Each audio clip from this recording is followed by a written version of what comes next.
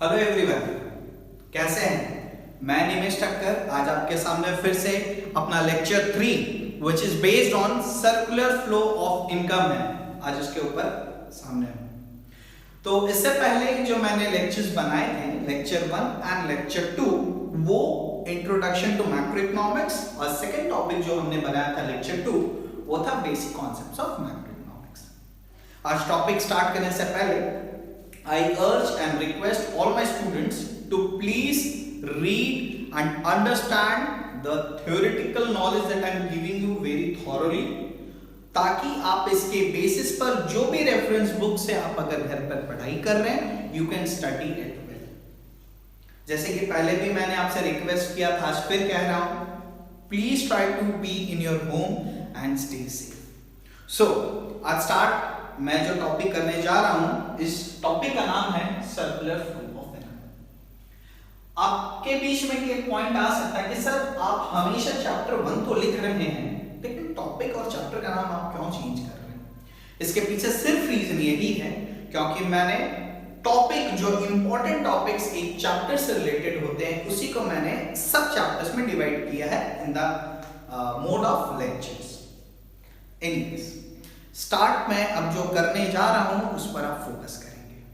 Class 10 में और class 11 में हमने इकोनॉमी के कुछ सेक्टर्स के बारे में पढ़ा था। अगर आपको याद आ रहा होगा तो हमने पढ़ा था एक इकोनॉमी को 3 सेक्टर्स में डिवाइड किया जाता है।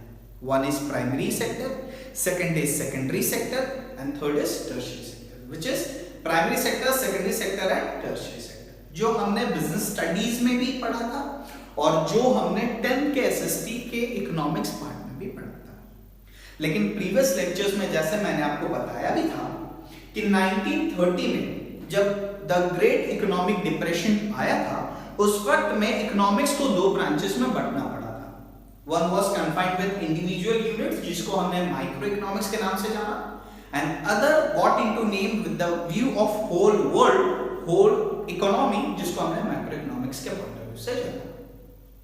जिसके अंदर 2 स्कूल्स ऑफ थॉट्स भी हमने देखा था लेक्चर 1 में, जिसके अंदर हमने देखा था क्लासिकल इकोनॉमिस्ट और केनेशियन लॉ ऑफ इकोनॉमिक्स, जो केनेशियन स्कूल के पॉइंट ऑफ व्यू से था।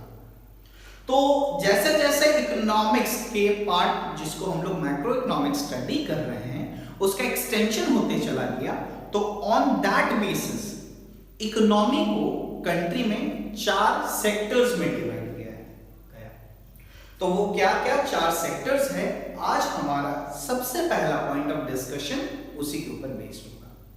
तो आइए स्टूडेंट्स, आज हम लोग देखते हैं what are the 4 type of sectors in an economy according to macro point of view. तो ध्यान देंगे स्टूडेंट्स, सबसे पहले हम लोग पढ़ रहे हैं which is known as household sector. Sir ये हाउस होल्ड सेक्टर क्या होता है? हाउस होल्ड जो हम लोग घरेलू हो गए। घरेलू कौन हो गया sir? Those persons who are the owners of factors of production like land, labor, capital and enterprise, they are household sector। आपको अगर याद आ रहा होगा, माइक्रो इकोनॉमिक्स जो आपने ऑलरेडी पढ़ा है, उसमें एक चैप्टर हमारा था प्रोडक्शन फंक्शन। वहां पर ये वर्ड जिक्र आया होगा जिसका नाम है स्टूडेंट्स फैक्टर्स ऑफ प्रोडक्शन। जो फैक्टर्स के हेल्प से प्रोडक्शन होता है उसे हम लोग फैक्टर्स ऑफ प्रोडक्शन कहते हैं, और वो टोटल 4 तरीके से होते हैं। There are 4 types of it. One is land, other is labour, capital and enterprise, जिसको हम लोग micro economic point of view से क्या डिवाइड किए थे? One was known as variable factor while other was known as fixed factor. अब ध्यान देंगे इस पॉइंट पर कि एक इकोनॉमी जो कि macro economic point of view से होता है, जो भी ओनर्स हैं, who are the owners of factors of production, they will be categorized under household sector। I guess ये आपको समझ में आया।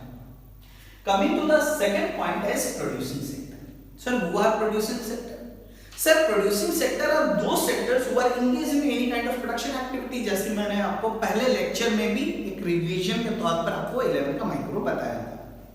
तो जो प्रोड्यूसर्स प्रोड्यूसिंग एक्टिविटी में इन्वॉल्व होते हैं, उन्हें हम लोग प्रोड्यूसिंग सेक्टर्स में लेंगे। और याद आ रहा होगा producers do operate with the objective of profit. ये आपको समझ सकते हैं कि कोई भी प्रोड्यूसर का मेन ऑब्जेक्टिव क्या होता है स्टूडेंट्स, प्रॉफिट। और प्रोड्यूसिंग सेक्टर को हम लोग कभी-कभी बिजनेस सेक्टर के नाम से भी जानते हैं। Producing sector are engaged in production activity, they are also known as business sectors. Third point आ रहा है हमारा गवर्नमेंट सेक्टर। गवर्नमेंट सेक्टर के बारे में हमने यहां लिखने की कोशिश की है, they are engaged in social welfare activity. जो भी सामाजिक कार्य होता है जिससे कंट्री का इकोनॉमिक ग्रोथ इंक्रीज होगा, उसे हम लोग यहां पर कंसीडर करते हैं। And sometime they also act as producer if required in the country. अगर देश में उनको प्रोड्यूसर के तौर पर अगर काम करने का जरूरत महसूस होता है, they are also involved in that kind of activity.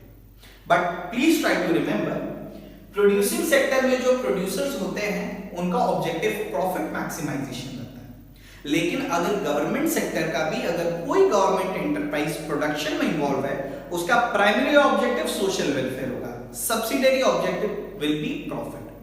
But अगर आप इसको इस तरह से देखते हैं, कोई भी गवर्नमेंट कंपनीज जनरल केसेस में प्रॉफिट अर्न करती है और वो डिस्ट्रीब्यूट कर देती है towards various departmental enterprises. Now, fourth point is external sector. What I have written, the activities which are relating to import and export of goods and services, they are known as rest of the world sector. तो यहां से आपको समझ में आएगा कि अगर एक कंट्री में किसी भी तरीके का ऐसा ट्रांजैक्शंस हो रहा है जहां आप फॉरेन कंट्री से गुड्स अगर परचेज कर रहे हैं, जिसको हम लोग इंपोर्ट कहते हैं, फॉरेन कंट्री में अगर गुड्स सेल कर रहे हैं, जिसे हम लोग एक्सपोर्ट कह रहे हैं, तो इंपोर्ट और एक्सपोर्ट से रिलेटेड जब भी आप ट्रांजैक्शंस करते हैं, तो you can analyse this point that you are crossing the boundaries of a country so that you can have business transactions with other countries of the world excluding India. तो उस तरीके के सेक्टर को हम लोग एक्सटर्नल सेक्टर कहते हैं, और हम लोग एक्सटर्नल सेक्टर को कभी-कभी rest of the world sector के नाम से भी जानते हैं।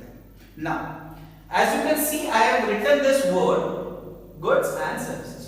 Sir, ध्यान देंगे, goods are tangible in nature and services are intangible in nature. अब इस एक्सटर्नल सेक्टर के पॉइंट को मैं अगर आपको समझाने की कोशिश करूं तो मैं आपको क्या कहूंगा, अगर पर्टिकुलरली हमारा कंट्री फॉरेन कंट्री से आर्म्स एंड एम्यूनिशंस को इंपोर्ट कर रहा है, तो वो हो गया गुड्स। अगर हम लोग फॉरेन कंट्री से डॉक्टर का सर्विसेज को अगर रेंडर कर रहे हैं इंडिया के मेडिकल फैसिलिटीज को इंप्रूव करने के लिए, तो what we are doing, we are importing the services from foreign country. तो वो सारे को अगर हम लोग कंबाइन करेंगे, वो एक्सटर्नल सेक्टर होगा। तो in summary view we can say that from macro point of view, sector is categorized into 4 parts.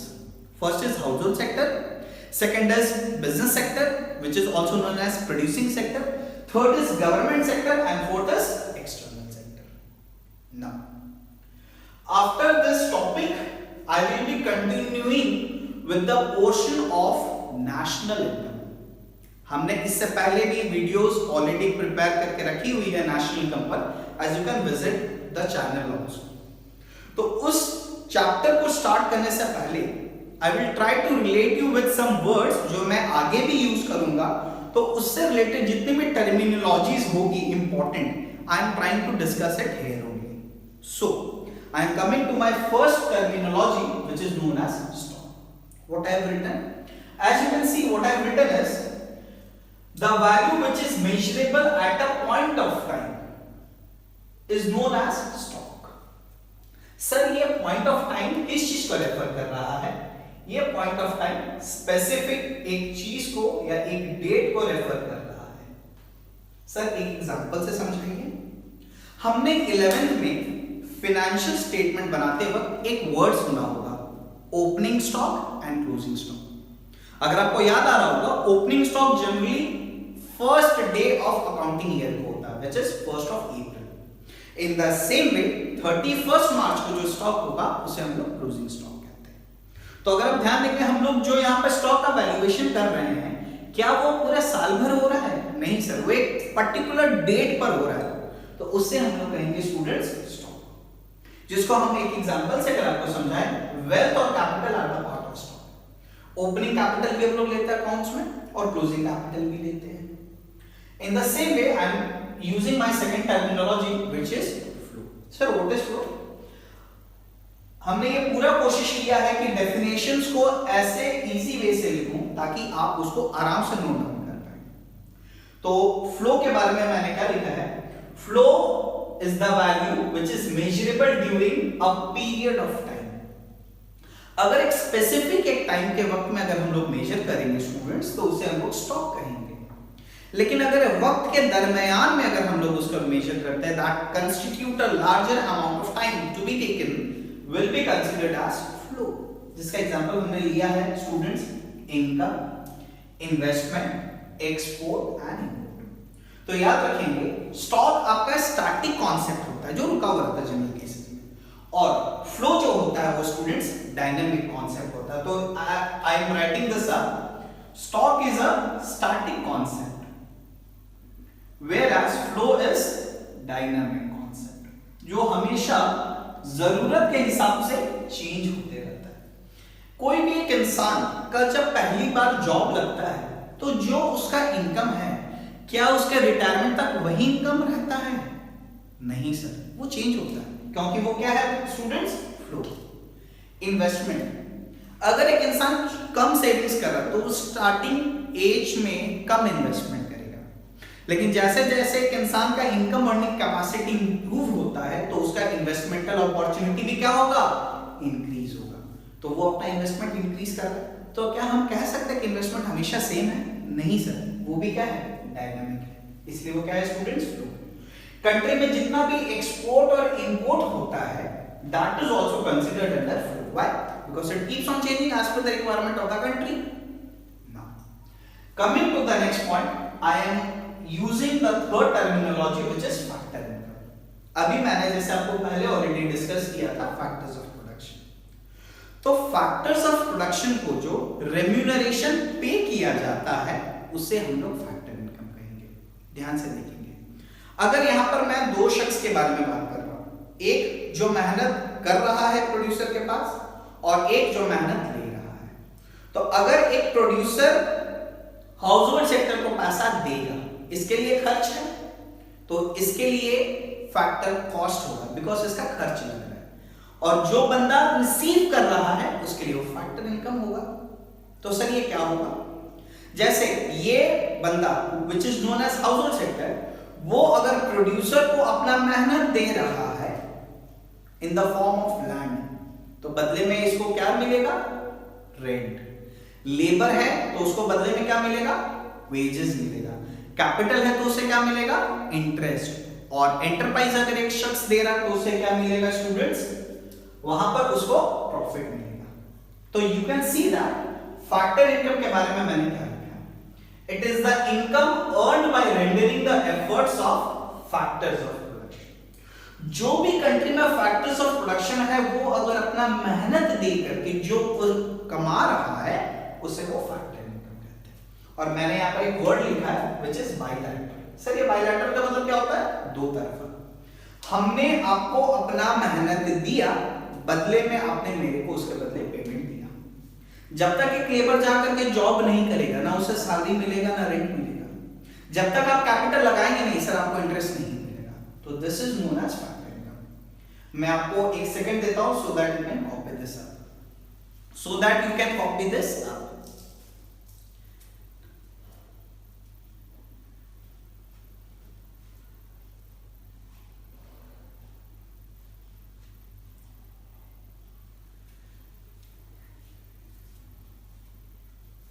आइए स्टूडेंट्स, अब हम लोग का नेक्स्ट टॉपिक है ट्रांसफर इनकम। ध्यान देंगे ट्रांसफर इनकम क्या होता है।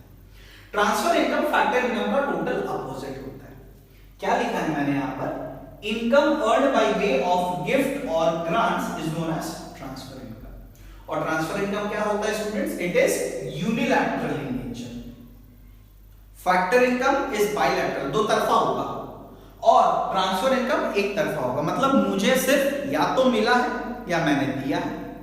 अगर मैं दे रहा हूं तो ट्रांसफर कॉस्ट होगा, मिल रहा है तो ट्रांसफर इनकम। एक एग्जांपल में, अगर मैं अपने बुआ जी के घर विजिट कर रहा हूँ, बहुत दिनों बाद मैं अपनी बुआ जी के घर गया हूँ। बुआ जी खुश होकर के मेरे को 2000 रुपए का नोट दे रही है। क्यों दे रही है?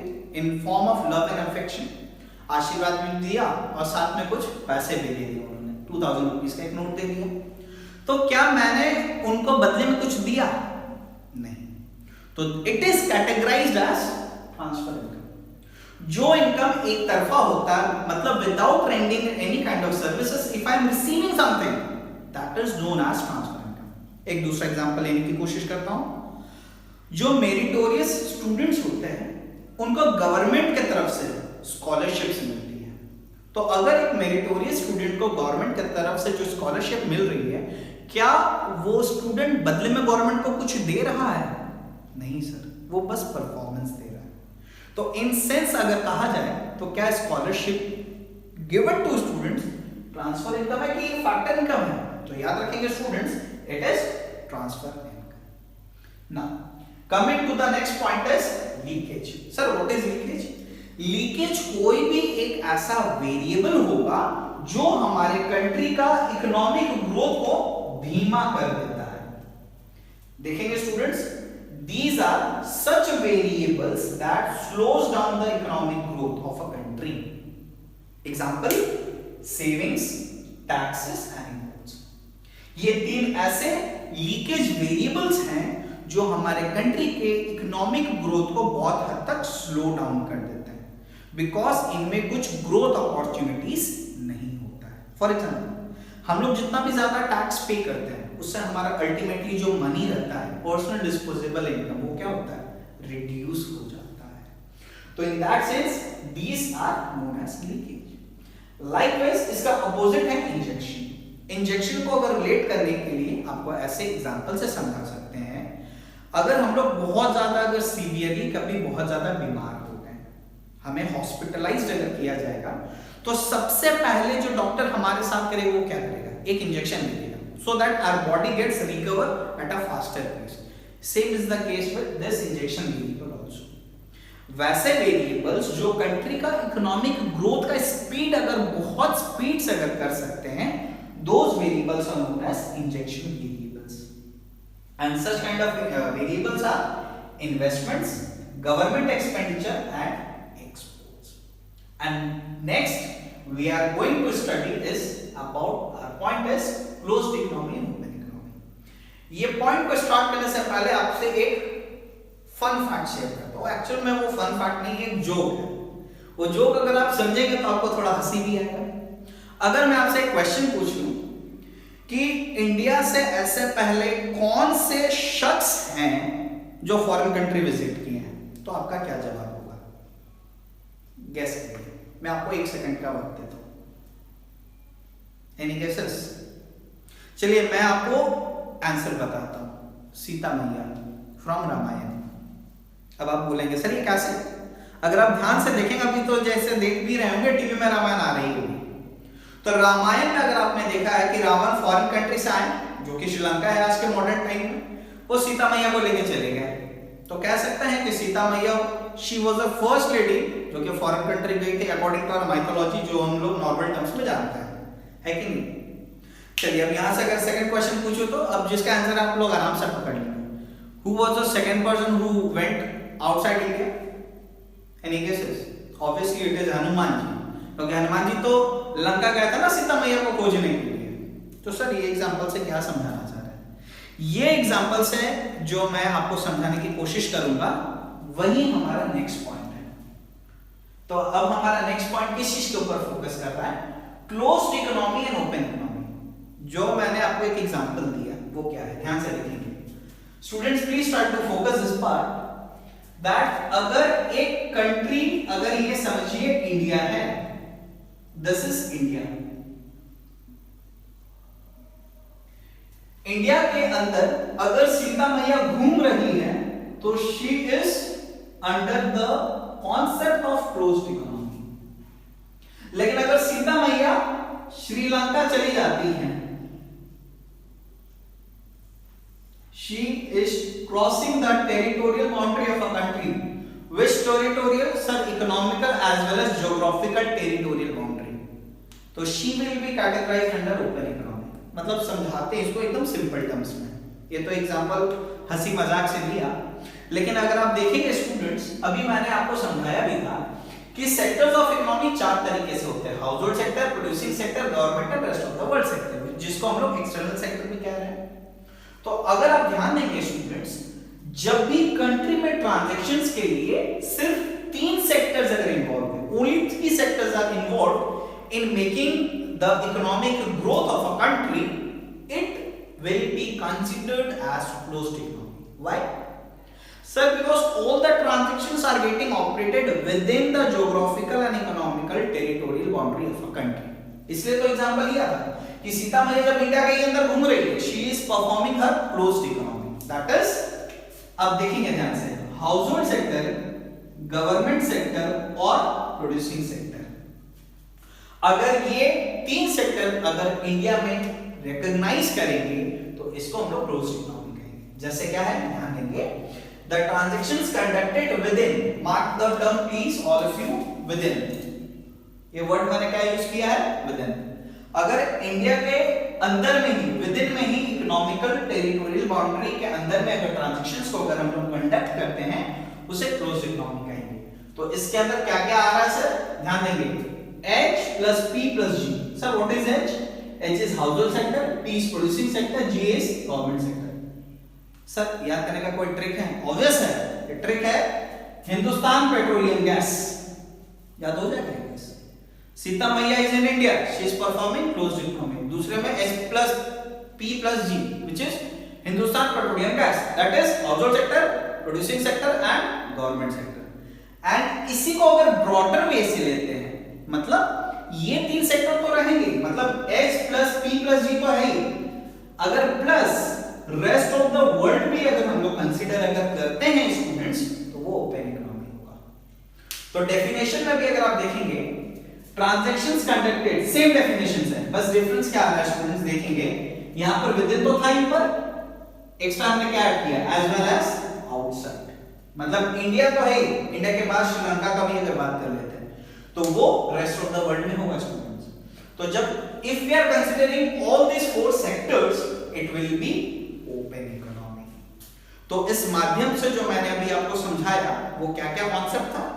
सबसे पहले मैंने आपको स्टॉक बताया, फ्लो बताया, factor income, transfer income, leakage, injections, closed economy और ओपन इकोनॉमी। ओपन इकोनॉमी और क्लोज्ड इकोनॉमी को फिर से अगर समझाने की कोशिश करूं, जो भी ट्रांजैक्शंस एक कंट्री में अगर हम लोग within the country perform करते हैं, वो कंट्री के पर्सपेक्टिव से क्लोज्ड इकोनॉमी होगा। But if we are crossing the boundaries of a country, so that transactions can be done with other countries also। Sir वो कैसे होगा? In terms of import and in terms of export of goods as well as services। उसको अगर हम लोग consider करते हैं students, तो वो हमारा ओपन इकोनॉमी होगा। तो ये एग्जांपल सीता मैया वाला आपको शायद याद भी रहेगा, थोड़ा इंटरेस्टिंग एग्जांपल है। तो I am giving you a second to please copy this topic. उसके बाद मैं आपको सबसे इंपॉर्टेंट टॉपिक के ऊपर फोकस करवाऊंगा।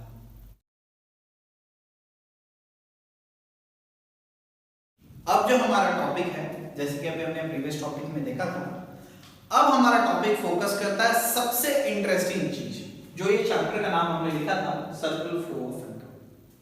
सर्कुलर वर्ड क्यों होता है? क्योंकि देश में पैसा जो है ना, macro economic point of view से, जैसे कि अभी हमने आपको 4 सेक्टर्स बताया था, household sector, producing sector, government sector और rest of the world sector में फ्लो होता है। मैक्रो इकोनॉमिक्स में हम लोग जो सर्कुलर फ्लो पढ़ते हैं इन सीबीएसई सिलेबस, हमें सिर्फ 2 सेक्टर इकोनॉमी तक ही पढ़ना है। और जब आईसी सिलेबस का बात करेंगे, उसमें 3 सेक्टर और 4 सेक्टर दोनों है। हमारे सीबीएसई के सिलेबस में पहले कभी 3 सेक्टर और 4 सेक्टर हुआ करता था, लेकिन पिछले 2-3 साल से उसको हटा दिया गया है ना। तो ये सर्कुलर फ्लो को 2 कॉन्सेप्ट में मैंने डिवाइड किया है, जो कि एक रियल फ्लो के कॉन्सेप्ट पर है, दूसरा मनी फ्लो के कॉन्सेप्ट पर है।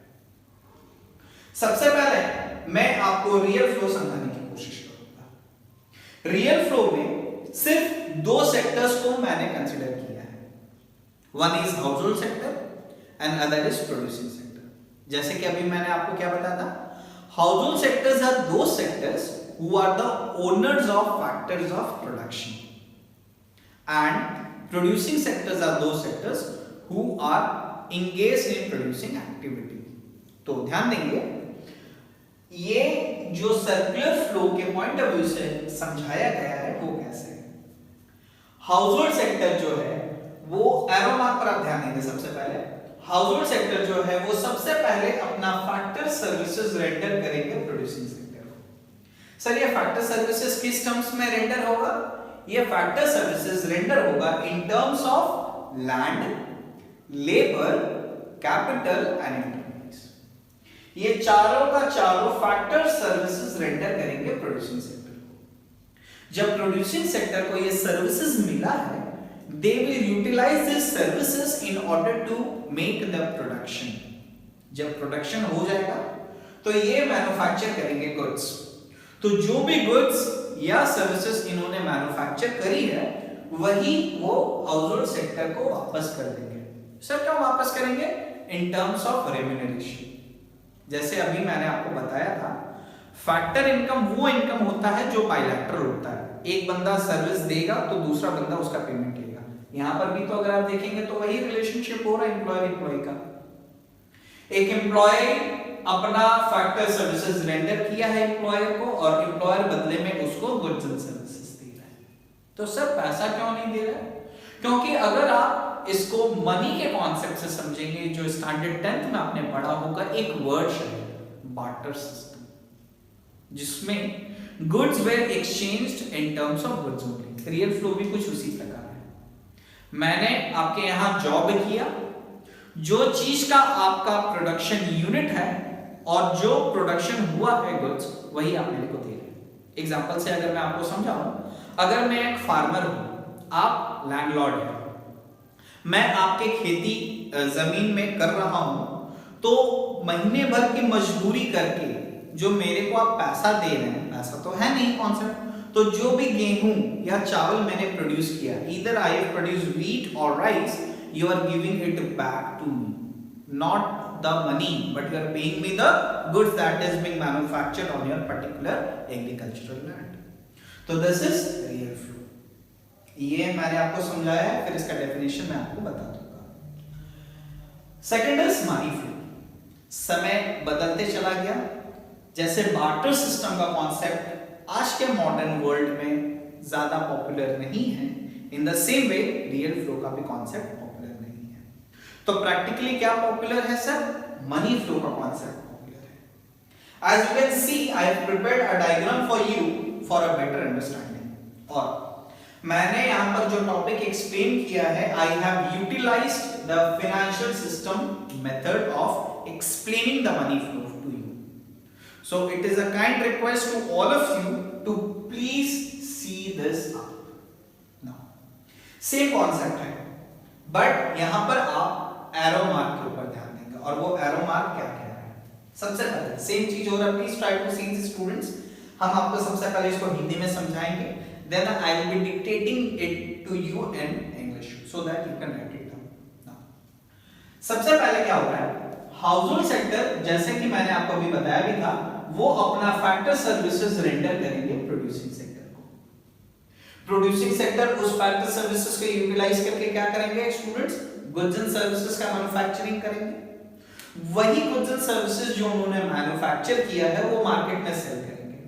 प्रोड्यूसिंग सेक्टर के पास पैसा आया होगा, तो जो पैसा आया है वो वही पैसा में से जो फैक्टर सर्विसेज का उन्होंने रेंडर करवाया था टेक्निक्स, उसको उनको पेमेंट करना है। तो वो पेमेंट किस टर्म्स में करेंगे सर? लैंड को करेंगे सर रेंट, लेबर को करेंगे सर वेजेस, कैपिटल को करेंगे इंटरेस्ट, और एंटरप्राइज को फाइनली क्या मिलेगा? प्रॉफिट। तो ध्यान देंगे, हाउस होल्ड सेक्टर ने फैक्टर सर्विसेज रेंडर किया, प्रोड्यूसिंग सेक्टर गुड्स को मैन्युफैक्चर करके मार्केट में गुड्स बेचा उन्होंने, और वापस उनको पेमेंट कर रहे हैं हाउस होल्ड सेक्टर को इन terms of factor payment, that is rent, wages, interest and profit. तो ध्यान देंगे, हाउस होल्ड सेक्टर के पास अर्निंग हो गया स्टूडेंट्स, प्रोड्यूसिंग सेक्टर के पास भी पैसा कमाया उन्होंने, पेमेंट किया, इनके पास भी पैसा बचा। तो अब क्या होगा, याद करेंगे फर्स्ट लेक्चर में मैंने आपको प्रोडक्शन एक्टिविटी को इकोनॉमिक एक्टिविटी को डिवाइड करके बताया था। हाउस होल्ड सेक्टर ने प्रोडक्शन किया गुड्स का, उनको पैसा मिला, वो पैसा मिलने के बाद वो सबसे पहले क्या करेंगे स्टूडेंट्स, कंजम्पशन करेंगे। तो कंजम्पशन करने के लिए वो किनके पास जाएंगे, वापस प्रोड्यूसिंग सेक्टर के पास जाएंगे in order to consume goods, क्योंकि मार्केट में ही जाएंगे ना कुछ खरीदने। मार्केट में कौन बैठे हैं, प्रोड्यूसर्स बैठे हैं। तो they are going to conduct which kind of activity, it is known as household consumption expenditure, वो एक्सपेंडिचर कर लिया उन्होंने। तो अब आप ध्यान देंगे, प्रोडक्शन हो गया, कंजम्पशन हो गया, सब तीसरा स्टेज जो आप लेक्चर 1 में बताए थे वो क्या था, सेविंग्स। पैसा जब बचेगा to household sector as well as to producing sector, वो उस पैसा को घर पर नहीं रखेंगे। क्यों नहीं रखेंगे सर, क्योंकि आपने बताया भी था सर, सेविंग्स जो होता है घर के कबर्ड में, it is a part of leakage, whereas if you are saving that money into financial system, जिसको हम लोग कहते हैं इन्वेस्टमेंट, अगर वो बंदा इन्वेस्ट करता है फाइनेंशियल सिस्टम में, तो it is a part of injection to the economic growth of the country. तो ध्यान देंगे, हाउस होल्ड सेक्टर और प्रोड्यूसिंग सेक्टर के पास जब सरप्लस पैसा बचता है, they are doing savings, they are doing, students what they are doing savings, producing sector is also doing savings in financial system। Sir ये financial system में कौन कौन आ जाएगा, stock market, bank, money lenders, जितने भी लोग who are registered in the eyes of government, तो वो financial system है, उनके पास एक्स्ट्रा पैसा वो उन्होंने वहां सेव किया, इन्वेस्ट किया, जब उनको जरूरत पड़ेगा वो लोग वहां से क्या कर सकते हैं, they can also fetch out the money, that is borrow the money from the financial system। तो वहां पर क्या कर रहे हैं, इन्होंने बोरोइंग्स किया। आप एरो मार्क पर ध्यान दे रहे होंगे स्टूडेंट्स, एरो मार्क ये बैकवर्ड है, ये भी बैकवर्ड है, मतलब जरूरत पड़ा तो ये लोग ने पैसा विथड्रॉ कर लिया सेक्टर से। तो this is money flow with two sector economic concept using financial system. अगर यही 3 सेक्टर होगा तो यहां पर और एक नया सेक्टर आ जाएगा स्टूडेंट्स, गवर्नमेंट। 4 सेक्टर होगा तो यहां पर स्टूडेंट्स आ जाएगा रेस्ट ऑफ द वर्ल्ड। जब 3 सेक्टर होगा तब स्टूडेंट्स अभी हमने आपको कॉन्सेप्ट पढ़ाया था क्लोज्ड इकोनॉमी का, वो रेफर होगा। जब 4 सेक्टर भी इंक्लूड हो जाएगा स्टूडेंट्स, तब वो क्या टॉपिक को रेफर करेगा, वो ओपन इकोनॉमी को करेगा refer. Now students I M dictating this money flow in English so that you can write it. Now you can right money flow is a concept whereby the household sector is rendering the factor services to producing sector, and after utilizing the services from household sector, producing sector is making production of goods and services and making factor payment to the household sector as a way of remuneration, full stop। After receiving the remuneration, household sector is going back again to producing sector in order to conduct household consumption expenditure, full stop। The part of surplus available with household sector and producing sector is invested and saved in financial system, and at the time of requirement they both household sector as well as producing sector is making the borrowings, full stop। This is known as money flow। तो exam के perspective से आपका money flow ज्यादा important है as compare to real flow. Now students, ये video के साथ मैं अपनी बात आपके सामने ये रखने की कोशिश करूंगा। मुझे बहुत सारे स्टूडेंट्स की तरफ से एक क्वेरी आ रही है कि सर अभी इंटरनेट में सिलेबस बहुत ज्यादा वायरल हो रहा है, a compiled syllabus is getting viral in the internet of all the subjects, accounts, economics, business studies, physics, chemistry, maths सारे। तो to point out that doubt of the students I am telling you कोई भी changes नहीं है। Syllabus में जो changes दिखाया गया है वो ऑलरेडी हमारे सिलेबस में है, बस वो यूनिट चेंज हो गया। So that is not a primary concern for you students, just try to focus on this point. आप अपने घर पर अभी इस क्वारंटाइन पीरियड पर जितना ज्यादा हो सके मेहनत करिए। All the best to all of you, and I do request all of you to stay safe, be at home, and please try to promote this channel as much as possible to motivate ourselves and the efforts of my colleagues. Thank you.